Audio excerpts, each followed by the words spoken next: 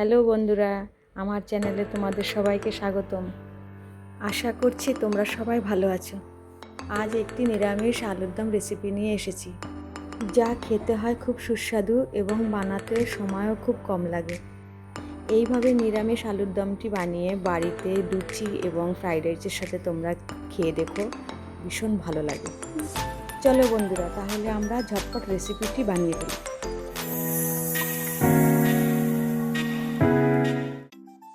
আগে আমি কিছুটা আলু কেটে হালকা সেদ্ধ করে নিয়েছি। এবার মিক্সারে কাঁচা লঙ্কা, আদা এবং আমন্ড বাদাম, তোমরা চাইলে এখানে কাজু বাদামও দিতে পারো, আমি আমন্ড বাদাম দিয়েছি। এবার আমি দিয়ে দেবো সাদা জিরে, পোস্ত, কিছুটা রাঁধুনি অ্যাড করব এখানে এবং সবগুলো পেস্ট করে নেব। এবার কড়াই বসিয়ে দেব এবং পরিমাণ মতো তেল দিয়ে দেবো। আমি এই রেসিপিটি সাদা তেলে করছি এবং তোমরা চাইলে সর্ষের তেলেও করতে পারো। তেল গরম হয়ে গেছে, তেলে আমি সামান্য হলুদ দিয়ে দেব, দিয়ে আলুগুলো আমি তেলে ভেজে নেব। আলুগুলো ভাজা হয়ে গেছে, এবার আমি আলুগুলো তুলে নেব।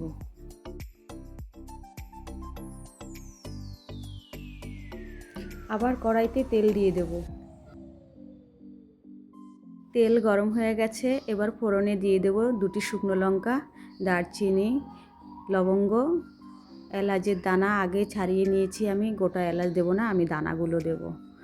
তেজপাতা, কিছুটা রাঁধুনি দিয়ে দেব।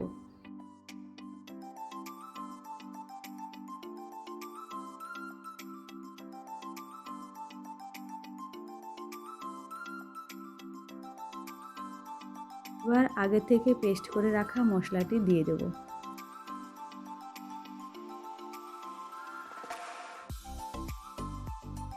আগে গোটা টমেটো পেস্ট করে রেখেছিলাম, সেটা এখন দিয়ে দেব।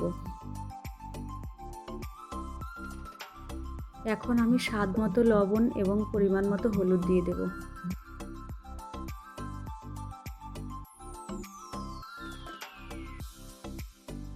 আর দিয়ে দেব 1 চামচ গোলমরিচের গুঁড়ো, 1 চামচ ধনের গুঁড়ো, 1 চামচ শুকনো লঙ্কার গুঁড়ো, 1 চামচ জিরে গুঁড়ো।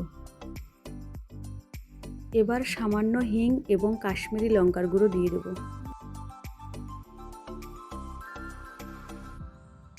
কিছুক্ষণ ঢেকে রাখার পর ঢাকনা তুলে 1 চামচ টক দই দিয়ে দেব।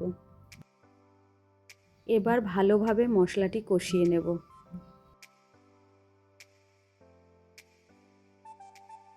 এবার আমি সামান্য জল দিয়ে দেব, দিয়ে ভালো করে নাড়িয়ে নেব।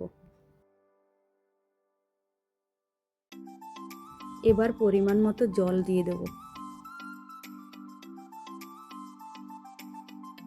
কিছুক্ষণ ঢেকে রাখব।